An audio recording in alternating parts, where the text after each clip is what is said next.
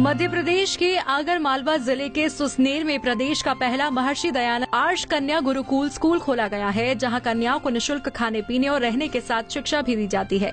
गुरुकुल में कन्याओं को शारीरिक आत्मिक शिक्षा के साथ आत्मरक्षा की ट्रेनिंग भी दी जा रही है। प्रदेश के इस पहले गुरुकुल स्कूल में प्राचीन पद्धति से छात्राओं को पढ़ाया जा रहा है। मध्य भारतीय आर्ष प्रतिनिधि सभा भोपाल के द्वारा ये महर्षि दयानंद आर्ष कन्या स्कूल का संचालन किया जा रहा है। आर्ष समाज वैदिक सनातन धर्म की विचारधारा से समाज में सेवा कर रहा है। महर्षि आर्ष कन्या गुरुकुल को मोहन बड़ोदिया में खोलने का मुख्य आधार छात्राओं को सत्य सनातन ईश्वरीय ज्ञान और वेद से शिक्षा ग्रहण के बाद उन्हें संस्कारित बनाना है। हमें यहाँ पर बहुत अच्छा लगता है। हमें जो गाँव की शिक्षा मिलती थी उससे हमें यहाँ पर बहुत अच्छी शिक्षा मिलती है। यहाँ पर वेद की शिक्षा भी मिलती है। यहाँ पर हमारी जो प्राचीन सभ्यता है वो भी मिलती है हमें, और यहाँ पर हमें बहुत अच्छा लगता है। यहाँ पे हमें आचार्य जी हमें बहुत अच्छी शिक्षा देती है। हमें यहाँ पर शिक्षा के साथ में संस्कार भी प्राप्त होते हैं। मोहन बड़ोदिया से 3 किलोमीटर दूर आगर सारंगपुर मार्ग पर गुरुकुल के लिए ये बेशकीमती जमीन दान में मिली है। आर्ष समाज से जुड़े लोगों का कहना है कि वर्तमान की शिक्षा पद्धति मानवीय विकास के लिए पर्याप्त नहीं है। मनुष्य के वास्तविक विकास का मूल्य सत्य विद्या से ही संभव है। वैदिक विचारधारा ईश्वरीय ज्ञान उसके आधार पर प्राप्त विद्या से मनुष्य का विकास संभव है। अज्ञान, अंधविश्वास, सांप्रदायिक विचारधारा का तेजी से जनमानस पर असर पड़ रहा है। गुरुकुल की बात करें तो यहाँ छात्राओं को खाने पीने की बेहतर सुविधा दी जाती है। मध्य प्रदेश का पहला गुरुकुल शाहजहाँपुर जिले के मोहन बड़ोदिया में मध्य भारतीय आर्य प्रतिनिधि सभा के तत्वाधान में खोला जा रहा है। जो हमारा प्रांतीय सभा के प्रधान इंद्र प्रकाश जी गांधी और प्रांतीय सभा के मंत्री आदरणीय श्री प्रकाश जी आर्य के सानिध्य में यह गुरुकुल संचालित हो रहा है। इसमें प्रदेश भर ही नहीं, संपूर्ण देश से दानदाताओं द्वारा बढ़ चढ़कर दान दिया जा रहा है, जो पूर्णतः निःशुल्क शिक्षा बच्चियों को दी जा रही है। क्या किस तरह आपके मन में विचार आया, क्या था?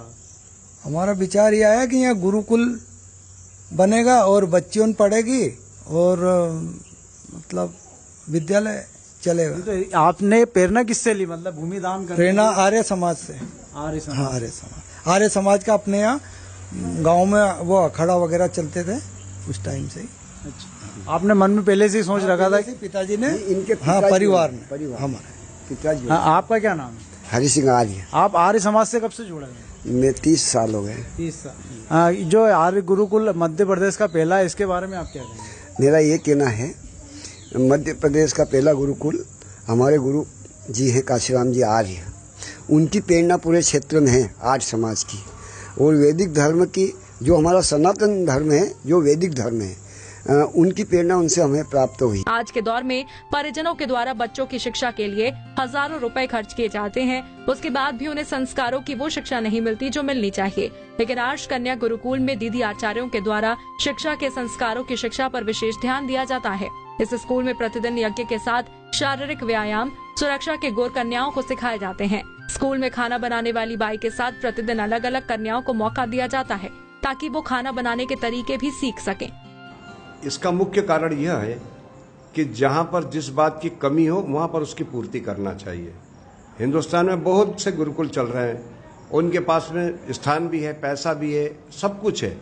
ये क्षेत्र इससे अछूता था, और ये गुरुकुल का उद्देश्य है परमात्मा के उस ज्ञान को घर घर पहुंचाना।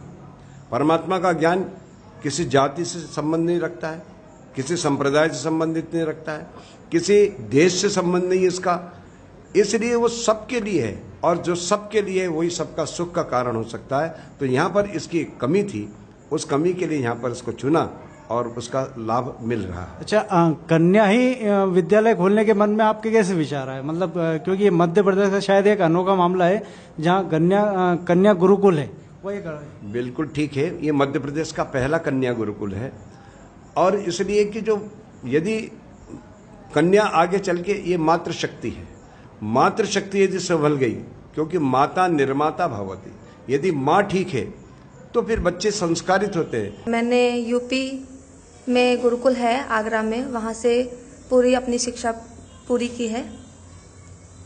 आप यहाँ पर जो विद्यालय में गुरुकुल में शिक्षा दी जाती है, यहाँ किस किस बच्चों को, जो 35 बच्चे हैं, इनको किस तरह की शिक्षा देते हैं आप लोग? देखिए, गुरुकुल और स्कूलों में अंतर होता है। स्कूलों में केवल किताबी ज्ञान बच्चों को दिया जाता है, और जो गुरुकुल है वहाँ पे बच्चों को शिक्षा के साथ में संस्कारित भी किया जाता है। शिक्षा तो दी ही जाती है, साथ में संस्कार भी बच्चों को दिए जाते हैं। क्या नाम है दीदी आप? मेरा नाम सुचिता आर्या है। मैं देहरादून से आर्ष कन्या गुरुकुल देहरादून से पढ़ाई की हूँ और अभी यहाँ पे शिक्षा देती हूँ बच्चों को गुरुकुल में। अच्छा, गुरुकुल में जो शिक्षा दी जाती है किस किस तरह की शिक्षा देते हैं? देखिए, गुरुकुल में यहाँ प्राचीन शिक्षा के साथ साथ आधुनिक शिक्षा भी दी जाती है।